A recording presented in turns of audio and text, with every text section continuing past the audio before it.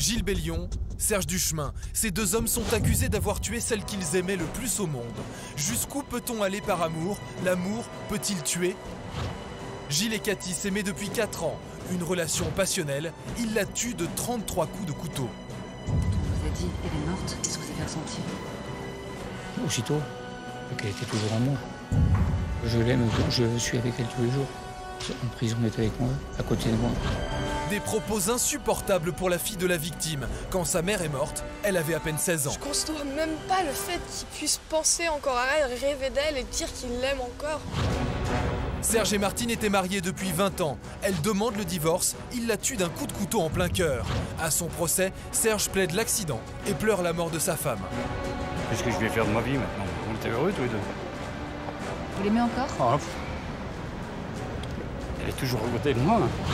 Serge a-t-il tué Martine pour la garder? C'est un homme qui est très dangereux. Face à ma mère. En France, le crime passionnel n'est pas défini par la loi, mais il incite souvent les jurés à la clémence. Comment Gilles et Serge seront-ils jugés? Ces deux hommes ont-ils tué par amour?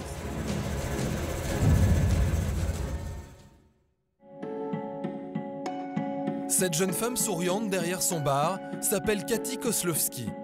Elle a été tuée de 33 coups de couteau le 19 mai 2008. Elle n'avait que 36 ans. Son meurtrier n'est autre que son conjoint, Gilles Bellion.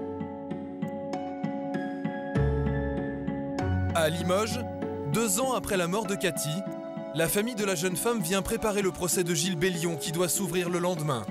Leur avocat les prépare à l'audience.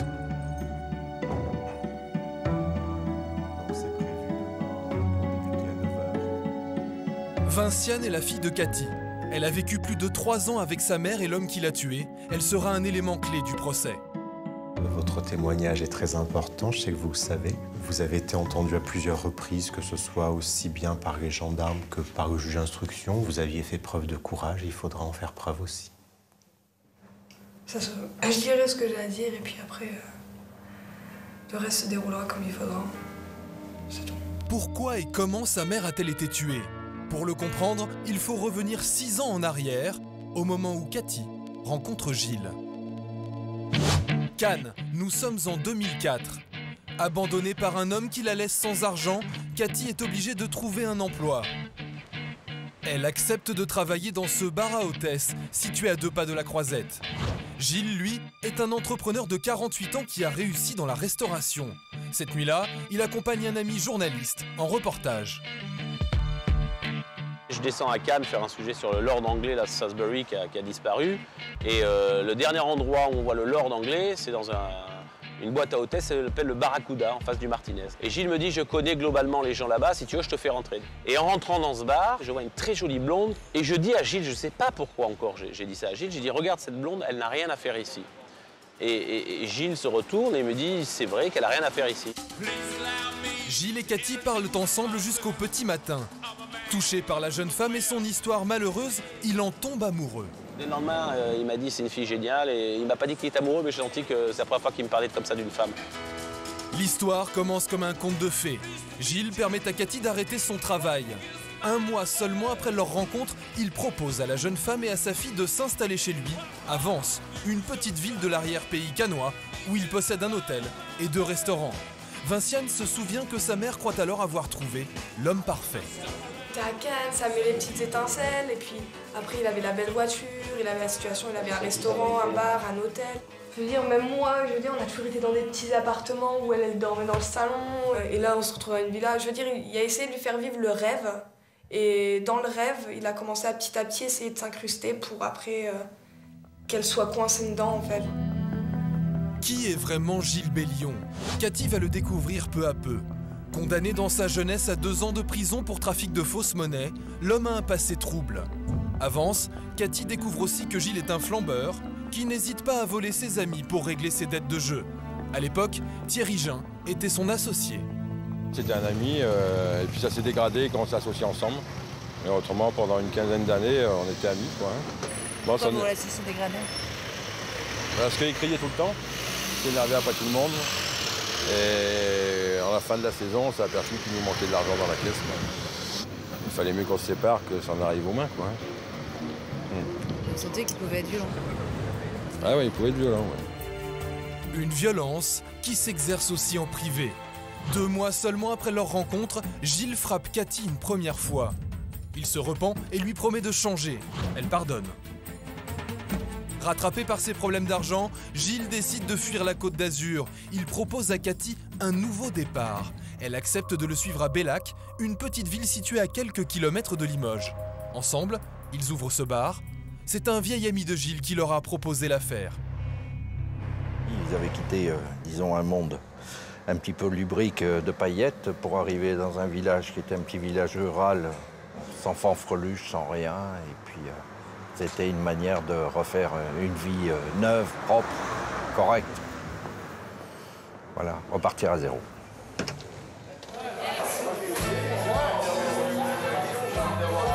Allez, on travaille un peu, maman. Cathy travaille dur pour faire du bar un succès. Elle s'épanouit dans cette nouvelle vie avec sa fille. Vinciane vient tout juste d'avoir 15 ans. Gilles! Cathy est heureuse, mais Gilles a peur qu'elle lui échappe. Il la frappe à nouveau. Ça a été l'époque où Monsieur Gilles s'est mis à boire énormément, où les conflits ont commencé de plus en plus. Et pourtant, c'était vraiment quelqu'un de gentil par moment. Mais il avait ses pulsions. On pouvait lui parler tranquillement, mais il y avait toujours ce petit truc qui fait que... Gilles, un sourire! Rien que dans la cuisine, il y a eu pas mal de conflits dedans où on entendait que ça hurlait. Mais bon, comme elle aimait son bar, elle revenait toujours derrière son bar avec un grand sourire et personne n'y voyait que du feu. C'est pour ça que beaucoup de monde disait qu'ils ne voyaient rien. Parce qu'elle gardait toujours son sourire. Derrière son bar, Cathy attire les regards des clients. Il plaisait beaucoup, mais c'est sûr qu'ici, dans un bled comme ici, une jeune fille comme ça, avec de l'allure, du vocabulaire, c'était quand même quelqu'un qui faisait une certaine taille, élégante, mignonne, qui avait un peu de vocabulaire et de culture, donc ça dénote un petit peu. Ils n'avaient pas l'habitude ici, vous voyez, ils sont arrivés comme des mouches. Mais enfin bon. Alors Gilles, il supportait mal ça, voilà. Mais elle se tenait bien, mais il était quand même très jaloux. Ça, c'était un défaut. Et moi, je pense que la jalousie a été un petit peu le début de leur décadence, quoi. Gilles est jaloux. Il s'enfonce dans l'alcool. Le problème, c'est que Gilles était un alcoolique, mais grave, à cette époque-là. Très, très imbibé. Et quand il boit, Gilles est encore plus violent. Donc, de temps en temps, on voyait, elle avait un œil au beurre noir ou ainsi de suite, voilà. Puis après, ils étaient amoureux comme si de rien n'était. Sur cette photo prise le jour de l'inauguration du bar, Cathy a l'œil gauche au beurre noir, mais la jeune femme cache la violence dont elle est victime. Seule Vinciane se rend compte de la gravité des faits. Pour faire réagir sa mère, elle demande à partir en Belgique. Je suis partie pour être tranquille, faire mes études. Parce que là-bas, je foirais tout. C'était un peu dur de gérer la situation de la maison, plus les cours. En même temps, en faisant ça, je pensais essayer de la récupérer. Si je m'éloignais, elle revenait avec moi. Mais le problème, c'est que ma mère est trop gentille et vu que d'un côté, lui, il la manipulée, de mon autre côté, moi, je manipulais ma mère pour la récupérer. Mais bon, là, on parle de quelqu'un de 50 ans, avec une expérience de DR, de moi de 19 ans, à l'époque 16 ans. C'est celui qu'il avait, quoi, et ça a fait ça, quoi. Gilles ne supporte plus de voir Cathy au milieu des clients. Il décide de vendre le bar et de s'installer à Limoges. Lui se lance dans la vente de billard. Elle trouve une place de serveuse dans ce café. Cette fuite en avant n'enraye pas l'escalade de la violence. Une nuit, Gilles va trop loin. Cathy est transportée aux urgences. À sa sortie de l'hôpital, elle trouve refuge dans ce foyer de femmes battues.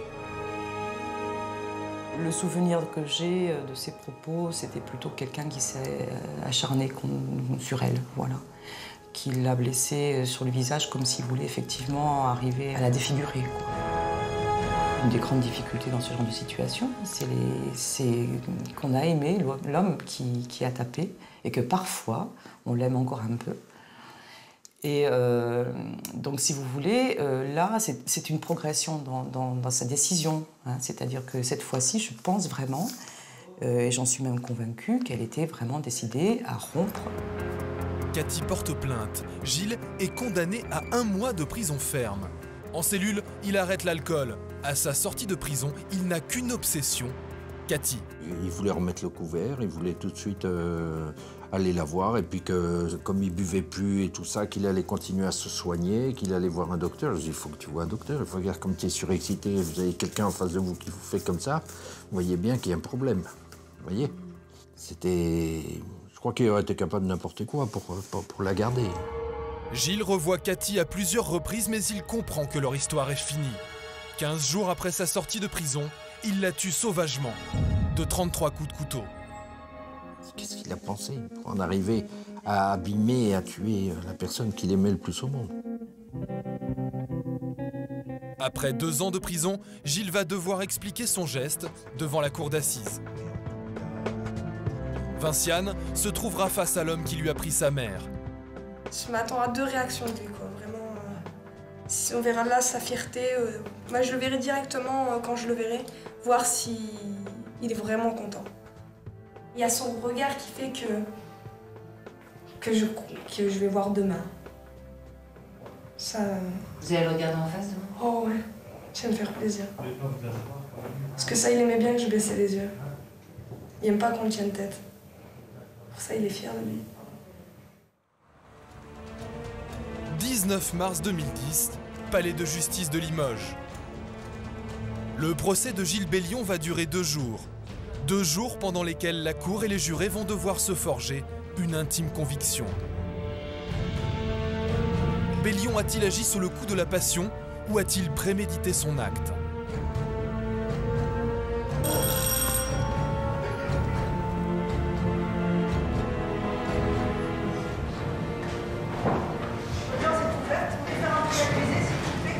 Mis en examen pour assassinat, Bellion risque la prison à perpétuité. Comme elle l'avait dit chez son avocat, Vinciane ne le quitte pas des yeux. Mais lui évite son regard.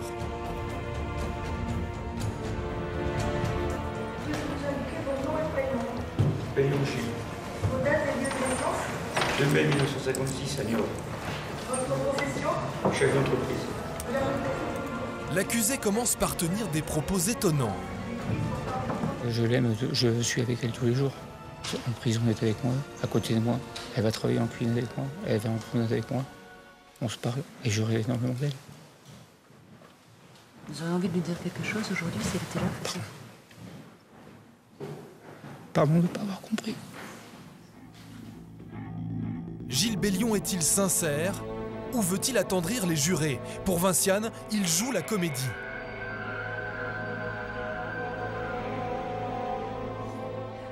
Il est vraiment faux aujourd'hui, quoi. Il faut vraiment pas se fier à sa gentillesse qu'il essaye de faire parvenir, parce qu'il n'est pas gentil. Pour lui, là, c'est un jeu. Là, il joue un jeu sentimental, parce que comme il est aujourd'hui, il l'a jamais été. Comment Gilles Bellion en est-il arrivé à tuer Cathy? La cour s'intéresse aux 2 semaines qui ont précédé la mort de la jeune femme. À cette époque, Gilles est incarcéré pour violence conjugale. Cathy est déterminée à le quitter, mais dès qu'il sort de prison, il revient à la charge. Isabelle, la meilleure amie de la jeune femme à Limoges, vient témoigner à la barre. Dès qu'il est sorti, en fait, il a été la voir à son travail. Il a commencé à la menacer, à lui dire tu prends tes affaires et tu reviens tout de suite à la maison. Tu n'as rien à faire ici. De toute façon, je ne veux pas que tu travailles. Il ne voulait pas la voir travailler parce qu'elle était en relation avec des gens. Donc tout de suite, relation gens voulait dire qu'elle allait peut-être voir quelqu'un d'autre et tout. C'était tout le temps comme ça. Gilles est jaloux et agressif, mais Cathy fait l'erreur de le revoir à de nombreuses reprises. Il avait le don aussi de la mettre en confiance. Il lui a dit, mais t'inquiète pas, on va se voir, on va discuter, il n'y a pas de souci, tu récupéreras tes affaires, je vais te les donner. Donc elle, gentille comme tout et un peu naïve, elle le voyait pour essayer de calmer les choses. Elle disait qu'elle ne voulait plus revenir avec lui, que c'était fini, qu'elle voulait bien être amie, discuter avec lui, le voir de temps en temps. Mais lui, bien sûr, non. Gilles ne veut rien entendre, il est persuadé que Cathy l'aime encore. Pour preuve, il produit une lettre que la jeune femme a laissée chez lui quand il était en prison. Mon amour, tu disais souvent que je ne t'aimais plus, mais tu te trompais. Je voulais surtout qu'on t'aide, car moi je n'y arrivais plus. L'alcool a été plus fort. En ce moment, je n'arrête pas de pleurer, je suis perdue. Nous nous aimions mal, mais nous nous aimions fort. Moi, j'avais fait ma vie, j'avais 50 ans. Moi, je voulais faire un foyer, créer un foyer, ce que j'avais jamais eu. Et elle avait 35 ans, elle voulait s'amuser. Moi, les boîtes de nuit, ça m'intéressait plus. J'ai trouvé Cathy au mauvais moment de ma vie. Malgré ça, on n'avait pas s'est quitté, on s'aimait fort. Mais il y avait qu'elle et moi qui savions. De son côté, on lui disait quitte-le, on l'aidait, et puis elle revenait toujours. Je trouve qu'il a plus honte à dire ça, il devrait se taire. Il a profité de sa gentillesse, de sa faiblesse, et c'est justement, je trouve que c'est du foutage de gueule en plus. Dire que de l'aimer, désolé, moi quand j'aime quelqu'un, le jour qu'elle me quitte, je vais pas la tuer, quoi. Le jour du drame, Cathy répète à Gilles que tout est fini. Il lui envoie ses 2 SMS. Tant pis pour nous, j'aurais tout essayé avant le pire. Ma vie vient de se terminer à cet instant. Je n'ai plus rien sans toi. Ces messages signifient-ils que Gilles veut tuer Cathy? A-t-il préparé son geste? Si la préméditation est retenue, il ne s'agit plus d'un meurtre, mais d'un assassinat, et la peine prévue par la loi est plus lourde. La cour interroge maintenant Gilles Bellion sur le déroulement des faits. Que s'est-il réellement passé cette nuit-là?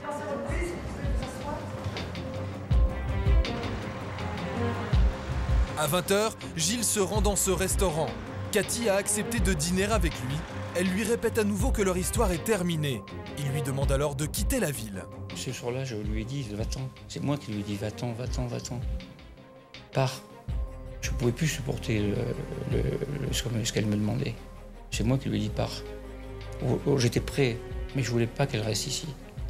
Limoges est petit, on se voyait. Pendant la période que j'ai fait les 3 semaines de prison, on la voyait dans les boîtes de nuit. C'était insupportable. Je savais qu'en restant ici, même si on n'était plus ensemble, on allait se croiser. Après leur dîner, Gilles demande à Cathy de le raccompagner à son appartement, situé dans cet immeuble.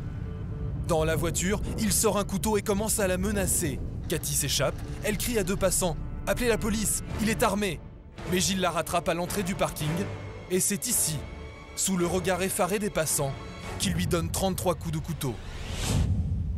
Le déclic de commettre l'irréparable, mais j'étais un moment de panique, j'étais perdu.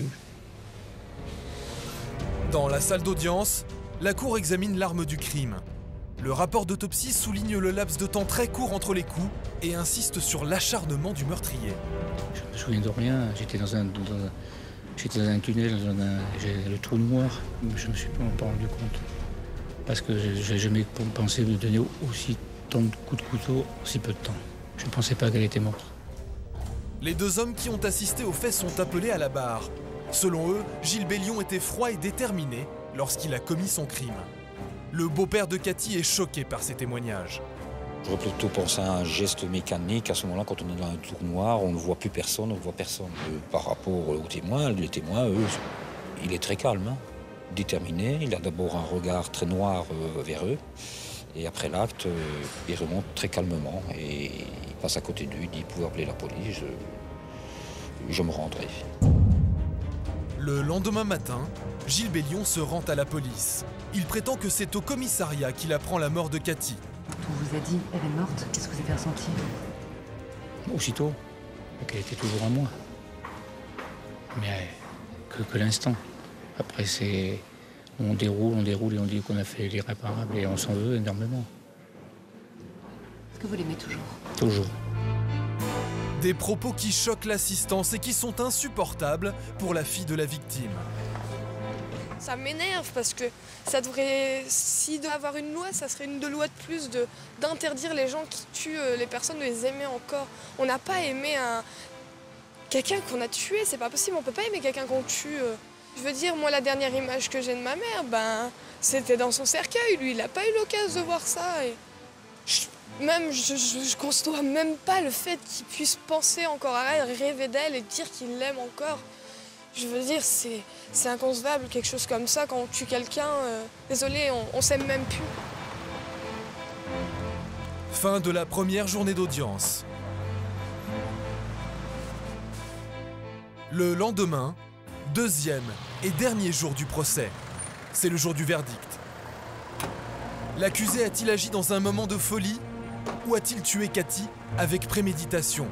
La cour va procéder à l'examen de sa personnalité. Audience est reprise, vous pouvez vous asseoir. Dans le box, l'accusé revient sur un épisode déterminant de son enfance. Alors qu'il n'a que 11 ans, sa mère quitte brutalement son père en lui laissant un mot sur la porte du frigo. Après cet événement, Gilles vivra constamment dans l'angoisse d'être abandonné. Moi, je crois que c'est très éclairant les réponses qu'il a faites parce que ce qu'il a dit en synthèse de la femme, c'est que de façon un peu archaïque peut-être, hein, mais ça s'explique par son passé. La femme est celle avec qui on construit quelque chose, on fonde un foyer et avec laquelle on vit jusqu'à sa mort. C'est cette vision-là qu'il a parce que ça correspond à l'abandon dont il a été la victime par le passé. Il a besoin de ce repère définitif et global de la femme dans son existence. En clair, quand il vit avec une femme, il faut que ce soit pour toujours. Gilles ne supporte pas la moindre idée de rupture. À la barre, ses 2 précédentes compagnes le décrivent comme un homme possessif, violent et manipulateur. Toutes 2 racontent qu'il les a battues. Ses relations avec les femmes, on semble-t-il, tout était sur le même registre. C'est ce que disent les 2 principales avec lesquelles il a vécu, avec lesquelles il a eu des enfants, qui ont toutes dit avoir été frappées, menacées, et avec une séparation extrêmement douloureuse, avec à ce moment-là à nouveau des menaces et des violences au moins verbales au moment de la séparation. Un comportement qu'il a reproduit avec Cathy. La cour examine les nombreuses mains courantes que la jeune femme a déposées au commissariat pendant 4 ans. Il m'a pris par les cheveux et m'a frappé la tête contre le tableau de bord de la voiture. Prothèse de la pommette, fracture des côtes, les certificats médicaux témoignent de toute la violence que Cathy a subie. Contre l'accusé, les charges sont accablantes. À la sortie de l'audience, Vinciane a toujours du mal à accepter que sa mère ne soit pas partie plus tôt. Je sais qu'elle avait un côté qu'elle l'aimait, mais c'était parce que, comme les femmes battues, on ne trouvera jamais la solution. Comment ça se fait qu'ils reviennent? Le pire, c'est qu'elle était tellement gentille que je crois que même là, maintenant, elle le pardonne. Pour elle, Gilles n'a pas supporté que Cathy ait enfin osé le quitter. Pour moi, c'était vraiment parce qu'il s'est senti, comme il dit, délaissé. Et il a perdu la main de... Il a perdu son jouet, voilà, il a voulu casser son jouet et comme ça, personne ne l'avait à la fin, quoi. L'après-midi est consacré aux plaidoiries. Gilles Bellion a-t-il prémédité le meurtre de Cathy? L'avocat qui représente la famille est le premier à plaider. Son leitmotiv, et je pense qu'on va retrouver ça dans sa défense tout à l'heure, c'est-à-dire que c'est un crime passionnel. Et je demandais où était la passion, si c'était la passion de la violence ou la passion de la destruction ou celle de la possession. Et parce qu'on voit qu'il a en réalité détruit toutes les femmes qui l'ont abordé de près ou de loin. Gilles a beaucoup pleuré pendant les 2 jours du procès. L'avocat général met en cause les regrets de l'accusé. Il s'interroge sur sa capacité à changer. Il y a des moments où effectivement il y a ces crises de larmes. Je pense qu'elles sont sincères, mais déjà devant le tribunal correctionnel où il est passé il y a quelques semaines avant, déjà on avait noté qu'il avait pleuré pour des faits qui étaient à ce moment-là moins graves. C'était un peu la même défense déjà, avec les mêmes excuses. Ça n'avait pas empêché malheureusement qu'un mois plus tard, un petit peu plus d'1 mois plus tard, 6 semaines plus tard, il tue Cathy Kozlowski. Au terme de son réquisitoire, l'avocat général demande à la cour de retenir la préméditation et de condamner l'accusé à 25 ans de prison. Dans sa plaidoirie, l'avocat de la défense regrette que le procureur ne tienne pas compte des sentiments qui unissaient Gilles et Cathy. Ça ne me semble pas tenir compte du contexte véritable de l'affaire, c'est-à-dire que ce sont des réquisitions qui font effectivement de l'acte odieux reproché à Gilles Bellion un acte sans explication aucune. C'est-à-dire qu'on enlève tout, il ne reste plus rien. Du contexte, du pourquoi, du comment. Avant que la cour ne se retire pour délibérer, la justice donne à l'accusé le droit de s'exprimer une dernière fois. Comme il l'a fait tout au long du procès, Gilles évite le regard de Vinciane, mais il déclare « Je regrette profondément et sincèrement le mal que je leur ai fait, à cette famille et à ma famille ». Les jurés vont-ils retenir le meurtre froid et prémédité ou au contraire le crime passionnel? La cour se retire pour délibérer.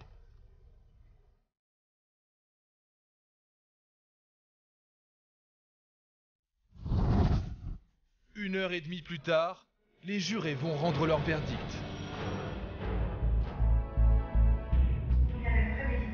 La cour retient la préméditation. Elle reconnaît Gilles Bellion coupable d'assassinat et le condamne à 22 ans de prison. Les jurés n'ont retenu aucune circonstance atténuante.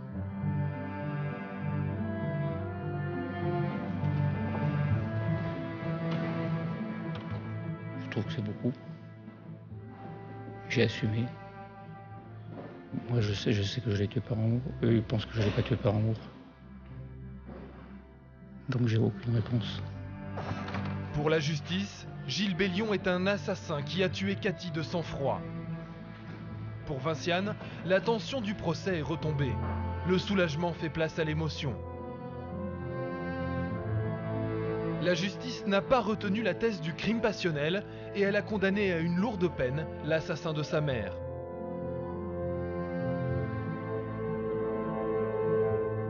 Est-ce que vous auriez envie de dire à votre mère?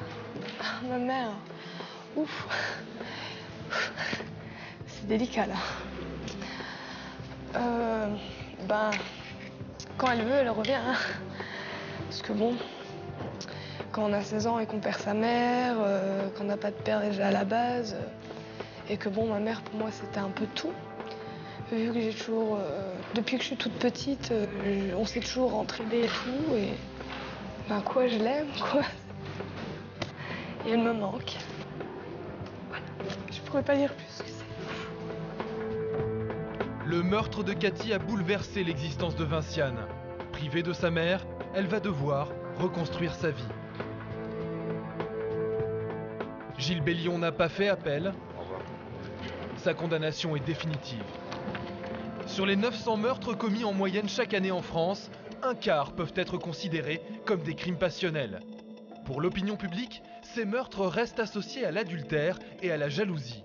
Daniel Zaguri, expert auprès des tribunaux, explique qu'aujourd'hui, la situation a changé. Ce qui m'a surpris quand j'ai étudié tous les dossiers de crimes passionnels que j'avais eu à expertiser, c'est de m'apercevoir que la jalousie jouait un rôle beaucoup moins important que je n'aurais imaginé et que ce qui était central, c'était la terreur de l'abandon et de la séparation. Est-ce la peur de l'abandon qui aurait pu pousser Serge Duchemin au crime? Après 22 ans de mariage, sa femme Martine lui annonce qu'elle veut divorcer. Il l'aurait tuée d'un coup de couteau en plein cœur. Tribunal de Montpellier, le 10 mai 2010. Après 6 mois de détention, cet ancien policier de 62 ans a été remis en liberté. Il comparaît libre devant la cour d'assises. Accusé d'avoir tué volontairement sa femme, il a toujours plaidé l'accident. J'ai pas tué ma femme, j'ai pas donné de coup de couteau à ma femme. Je peux pas tuer ma femme.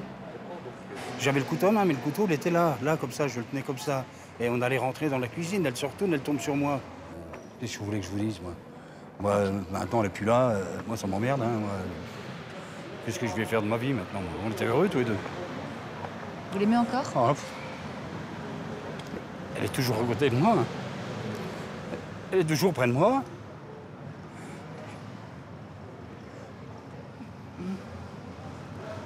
Quand je prends une casserole que je vais faire cuire quelque chose, je lui demande. Mais comment on fait? Je suis en train de lui parler. Dans la salle d'audience, deux clans s'affrontent. Alain et Carole, les enfants de Serge, ont toujours soutenu leur père. Grégory et Cédric, les deux fils de Martine, ne comprennent pas pourquoi celui qui a tué leur mère a été remis en liberté. Bon, moi, j'estime qu'on est dans une injustice depuis 2 ans et demi. Depuis qu'il a été libéré et qu'il se balade, je pense que c'est une injustice depuis ce jour-là, déjà. Donc qu'il reparte, qu'il aille à sa place pour le geste qu'il a fait, c'est tout. Pour assurer sa défense, Serge Duchemin a choisi un ténor du barreau. De Julien Drey à Charles Pasqua, Maître Forster a défendu les plus grands noms de la politique. Face à lui, Maître Blanquer et Maître Séguier-Bonnet représentent la famille de la victime. La cour. Entre Serge et Martine, tout commence en 1988 par un coup de foudre. À l'époque, Martine travaille dans la police. Serge est son supérieur hiérarchique. Ils tombent amoureux. Grégory et Cédric, les deux fils de Martine, ont respectivement 6 et 11 ans lorsque leur mère décide de quitter leur père pour épouser Serge Duchemin. L'aîné choisit de rester avec son père. Grégory est confié d'office à la garde de sa mère. Au début, ça se passait bien. Moi, je me rappelle que ça se passait bien. Et après, il y a eu une période où il commençait à être violent, quoi. Il y a eu beaucoup de disputes, ouais. Le couple s'aime, mais il se déchire. C'est à cause de quoi les disputes? Bah, souvent à cause de moi. Parce que bon, ouais, j'allais pas souvent à l'école. J'ai commencé à fumer de la drogue. Donc après, ça partait à cause de ça, quoi. Ma mère le soutenait, quoi, essayait de le protéger un peu. De toute façon, quand on voit le caractère de cet homme, à un moment donné, voilà, elle essayait d'y cacher les choses pour pas, justement, pour pas que ça fasse de scandale. En 2003, Serge prend sa retraite. Avec Martine, ils décident de s'installer dans le sud, à quelques kilomètres de Sète. Ils font construire cette maison pour leurs vieux jours, mais leurs rapports deviennent de plus en plus tendus. Au terme de 20 ans de mariage, Martine demande le divorce. En attendant que la maison soit vendue, une décision de justice lui attribue le domicile conjugal. Serge a 1 mois pour quitter les lieux. C'était peut-être un peu plus concret, quoi. Jusque-là, là, c'est vrai que là, ouais, ma mère elle voulait aller jusqu'au bout des choses, quoi. Donc là, je pense qu'elle avait pris vraiment sa décision. Ouais. Mais ouais, lui, il avait compris que c'était fini, quoi, qu'elle allait partir. Que, ouais, lui, il devait partir de la maison et elle allait rester le temps du divorce. À mon avis, il avait compris que là, c'était trop tard, c'était fini, quoi. Le soir du drame, une violente dispute éclate entre les époux. À l'origine du conflit, une conversation téléphonique entre Grégory et sa mère.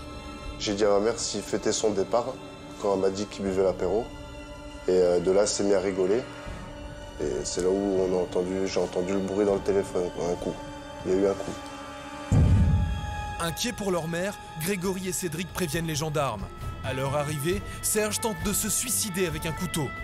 Martine est déjà morte. En guise d'explication, il a laissé une lettre que les gendarmes découvrent sur la table de la cuisine. Je l'aimais, la justice m'a mis dehors de chez moi, elle se foutait de ma gueule, je n'ai pas supporté. Dommage. C'est un homme qui s'excuse pas, qui regrette rien, qui est fier, voilà, quoi. Tout tourne autour de lui, manipulateur. Pour lui, c'est un accident, en fait. C'est elle qui s'est jetée sur le couteau, alors qu'à un moment donné, il a cherché à appeler du secours, à la secourir. Telle qu'elle est tombée, elle est restée, jusqu'à ce que la police intervienne pratiquement 2h30 après, quoi. Le corps de Martine est retrouvé derrière la porte du garage. L'autopsie révélera qu'elle est morte poignardée, en plein cœur. Dans la salle d'audience, la cour examine la personnalité de Serge Duchemin. L'expertise psychiatrique le décrit comme un homme psychorigide et sans regret. Il est aussi dépeint par la famille de Martine comme un alcoolique violent avec les femmes. Les certificats médicaux démontrent que quasiment depuis le début du mariage et en tout état de cause, durant les années 2000, Madame Martine Noca va subir des violences importantes. Le dernier certificat médical faisant état de coups de poing, coups de tête et coups de pied. Les charges sont accablantes, mais l'accusé nie tout en bloc. À l'interruption d'audience, il revoit sa stratégie de défense avec son avocat. Oui, on prend un poivron bien violent. Ah oui, donc attends, moi je reprendrai. Tu veux le fait que tu n'as jamais eu de problème d'ivresse. Jamais. Tu vois, donc il y a effectivement des gens qui évoquent des choses parce qu'on veut te faire passer pour ce que tu n'es pas. Oui, c'est la famille. Tu vois. Ils ont que ça à dire. Essaie dans les détails de ne pas être trop long. Ouais, donc tu essaies, tu n'es pas en train de rédiger un procès verbal. Ah oui, mais ça c'est... Tu comprends? les choses Oui, mais je sais bien, mais attends, parce que tu sais, t'aimes bien les choses qui arrivent parce que ça t'évite de ne pas parler de tes sentiments. Ah oui. Ah, écoute. Hein? Hein, c'est-à-dire qu'il y avait des moments de tension, mais il y avait surtout beaucoup de moments de complicité. Tu vois, tu vois ça, hein? D'accord? Hein? Bon, allez. Serge Duchemin admet l'existence de conflits avec sa femme, mais il conteste les certificats. Jamais trompé ma femme, non. Que ce soit la première ou la deuxième. Hein. On n'est jamais venu au moins. Mais la discussion, oui, on avait, parce que moi, je me battais pour qu'elle essaye de m'aider à sortir son gamin de l'ornière. Elle ne faisait rien pour en sortir. Et il nous donnait toujours raison. Je sentais qu'il avait besoin d'une présence, lui. Mais une présence, il fallait une présence qui le tienne. Il ne fallait pas qu'il fasse ce qu'ils veulent.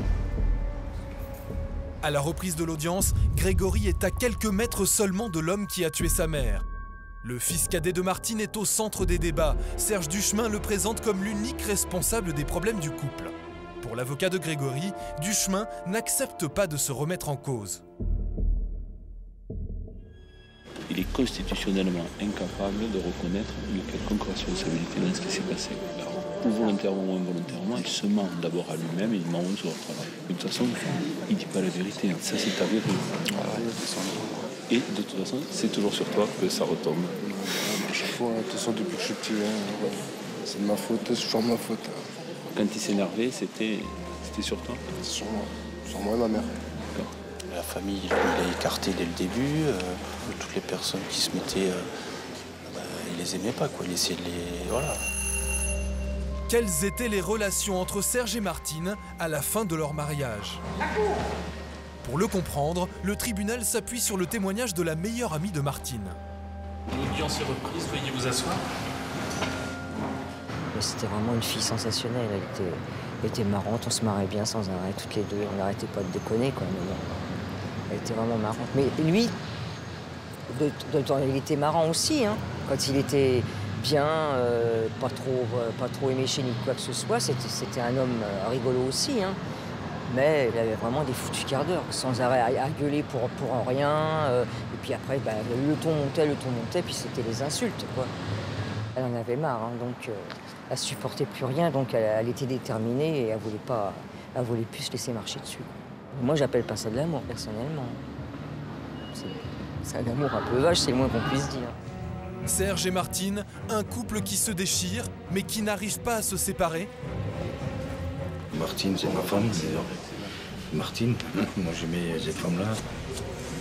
J'avais tout avec elle, j'étais bien, on était bien, on avait tout pour être heureux. Maintenant, on est comme des cons. Enfin, je suis comme un con, moi, parce que elle aussi.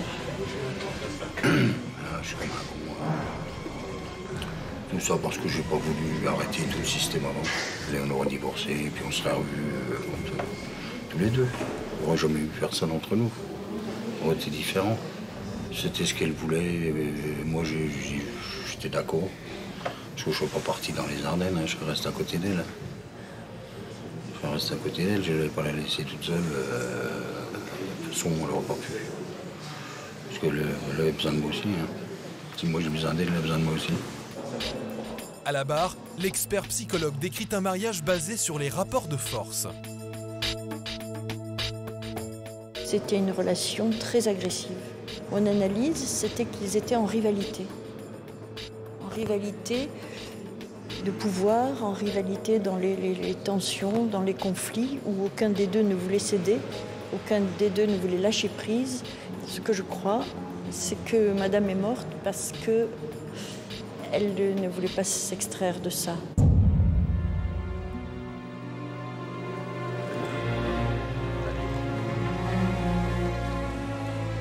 À la fin de la première journée, Marie-Claire, la sœur aînée de la victime, a du mal à contenir son émotion. C'est chez elle que Martine venait se réfugier après les disputes. Elle venait à la maison, elle restait à la maison, il l'appelait sans arrêt il l'appelait, qu'elle revienne, qu'il s'arrangerait, qu'il se ferait soigner. On a trouvé un appartement à Bougeant, à côté de chez nous, donc elle était très bien. Et puis il est revenu la chercher. Et elle est repartie. Et d'après ce moment-là, moi j'ai dit, écoute, puisque c'est comme ça, tu restes avec lui, il ne compte plus sur nous parce qu'on en avait assez quoi, de ce système. Parce qu'on savait qu'à chaque fois, il repartait, mais que ça ne durait pas longtemps. Au début, c'était vous, et puis après, quelques temps après, ça repartait. Quoi. Elle l'aimait pour revenir comme ça? Non, c'était sa maison. Sa maison, d'abord on le voit quand on est chez elle. C'était sa maison, c'était sa piscine. Elle ne voyait que par ça. Que moi je lui disais, écoute, c'est que des pierres. Hein. Regarde d'être heureuse. Elle n'avait rien à faire. Pourquoi et comment Martine est-elle morte? La deuxième et dernière journée du procès est consacrée à l'examen des faits. Homicide volontaire ou accident comme le prétend Duchemin, la journée est décisive. Bonjour. Son avocat le prépare à l'interrogatoire. Bon, tu t'es mis dans la tête pour expliquer, hein? Ouais, pour expliquer simplement. Expliquer, bon, moi, elle m'a demandé tu vas répéter l'histoire, si tu veux, Le soir. Le soir. Et puis, bon, ce qui s'est passé, si tu veux, avec le téléphone. Ouais. Et puis, si tu veux, les deux phases. C'est-à-dire que toi, tu essayais de la calmer, tu t'es énervé après pour le téléphone. Puis après, bon, c'était un va-et-vient, si tu veux, entre elle qui se calmait, toi qui essayais de la calmer. Puis ensuite, si tu veux, le parcours avec, tu veux, surtout le dernier moment, parce que c'est ce sur quoi il s'interroge. Ouais, ouais. D'accord. Allez. Que s'est-il passé le 24 novembre 2006? Serge Duchemin vient d'apprendre qu'il doit quitter le domicile conjugal. Ce jour-là, Grégory appelle sa mère et fait une plaisanterie. Elle a reçu un coup de fil de son fils, toujours le même. Hein. Elle dit ouais, ça y est, tu l'as foutu dehors ou quoi? Il est parti. Oh, je lui ai dit vous commencez à m'emmerder avec vos histoires. Moi j'ai pris le téléphone, j'ai balancé à la piscine. Et de là, bon, elle s'est bon, pas tout de suite, parce qu'après elle a mangé. Puis après elle s'est fâchée. Selon l'accusé, ce serait donc Martine qui aurait pris l'initiative de la dispute. Fâchée que son téléphone portable se retrouve à l'eau, elle commence à l'insulter et le menace avec un couteau. Serge Duchemin réplique en s'emparant lui aussi d'un couteau. Martine s'enfuit. Il la poursuit jusque dans le garage. Je n'arrive pas à comprendre comment elle a reçu le coup de couteau. Je n'arrive pas à comprendre. Mais étant donné qu'elle arrive sur moi, j'ai dû... Moi, je pense qu'il a dû se passer quelque chose. De toute façon, c'est obligatoire. Hein.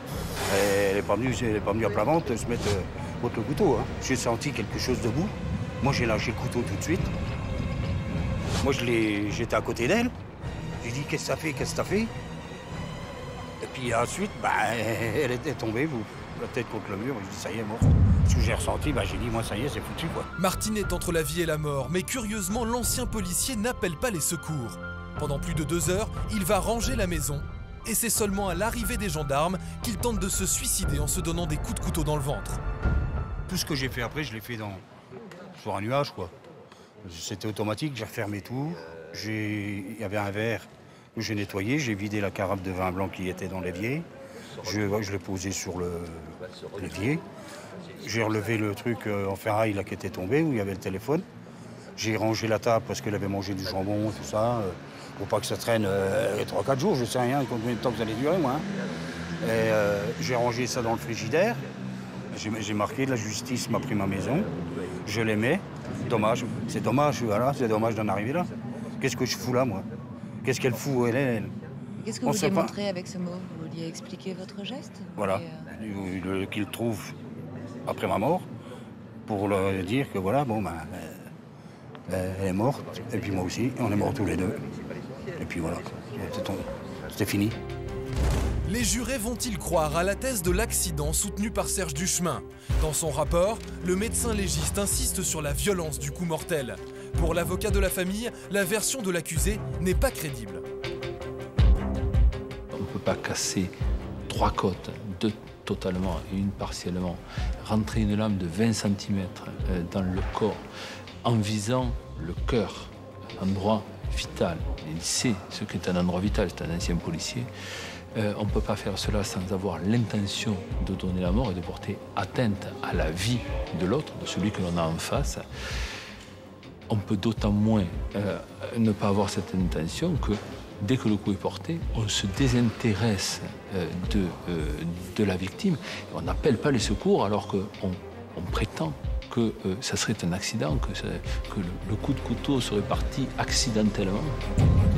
Pour les avocats de la famille, l'homicide volontaire ne fait aucun doute. À la fin de leur plaidoirie, ils soulignent l'attitude de Serge Duchemin. Durant toute la durée de son procès, l'accusé n'a jamais exprimé le moindre remords. Là plus loin, quand il dit « mais qu'est-ce que tu as fait, qu'est-ce que tu as fait ?» C'est presque... c'est sa faute à elle, puisque c'est ça qui est terrible. Mais qu'est-ce que tu as fait? L'avocat général écarte lui aussi la thèse de l'accident. Il requiert contre l'ancien policier une peine comprise entre 12 et 15 ans de prison. Que diront les jurés?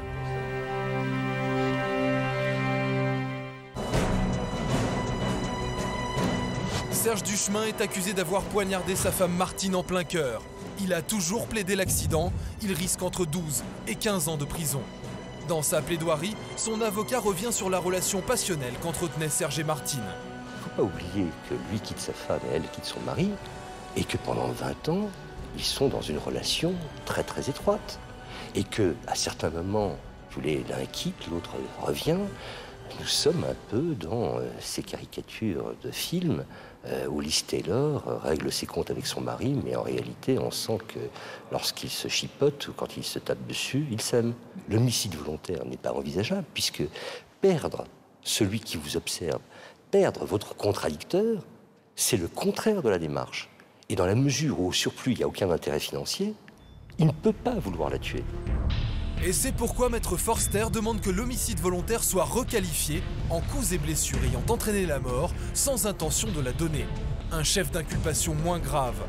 La famille de Martine, elle, espère que les jurés vont retenir le meurtre et qu'ils condamneront Duchemin à une lourde peine. C'est un homme qui est très dangereux.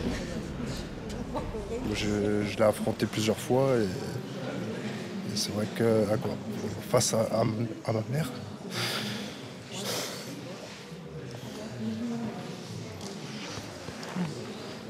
faut qu'il paye, parce que ceux qui racontent, c'est pas. Ma sœur 1m50 contre un gars de 1m80, ça, je le crois pas. Elle n'a pas pu se défendre au point de... Elle cherché à échapper, c'est tout.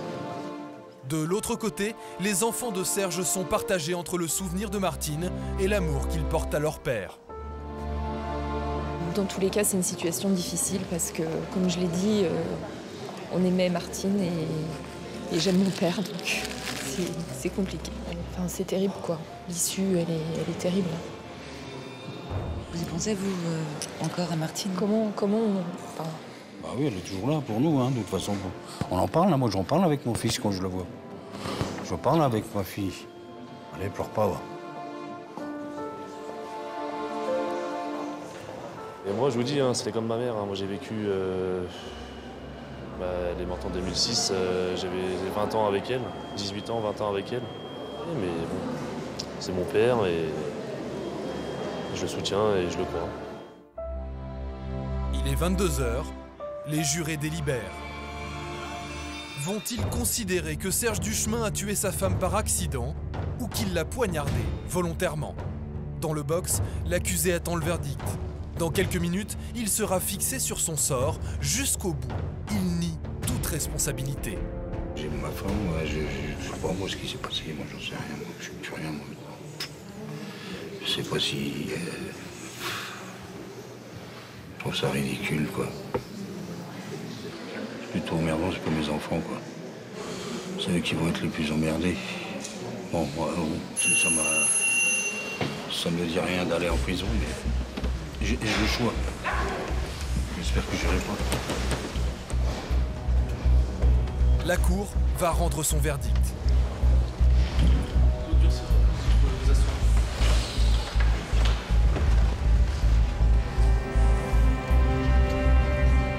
Serge Duchemin est condamné à 12 ans de réclusion criminelle pour avoir volontairement donné la mort à son épouse Martine.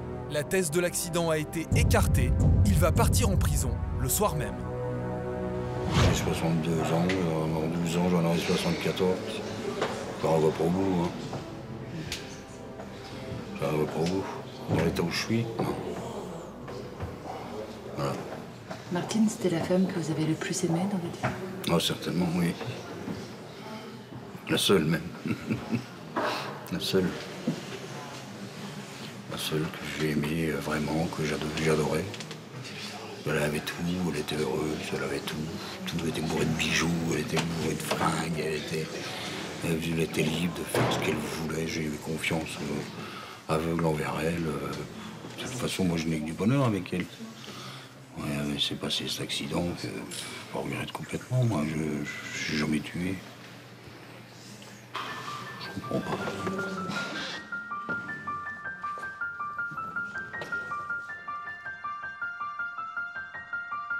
À la sortie du palais de justice, les deux fils de Martine sont soulagés. Déjà condamné pour 12 ans, c'est bien quoi. Bon après on n'oubliera jamais tout ça, tout ce qui s'est passé, voilà, de toute façon ça on n'oubliera jamais. Mais le fait que le savoir en prison, ça fait du bien quand même. Serge Duchemin a fait appel de sa condamnation. Il comparaîtra à nouveau devant une cour d'assises pour le meurtre de sa femme. Gilles et Cathy, Serge et Martine, deux hommes qui n'ont pas supporté la rupture, deux hommes qui ont tué les femmes qui voulaient les quitter. Le moment où l'autre fait part de son désir de séparation, c'est une sorte de coup de tonnerre dans un ciel serein. Chez nos criminels, c'est l'édifice tout entier qui s'effondre. Si je tue l'autre, je peux sauvegarder l'illusion que le lien perdure. Un peu comme dans la chanson de Johnny Hallyday, je l'ai tué pour la garder.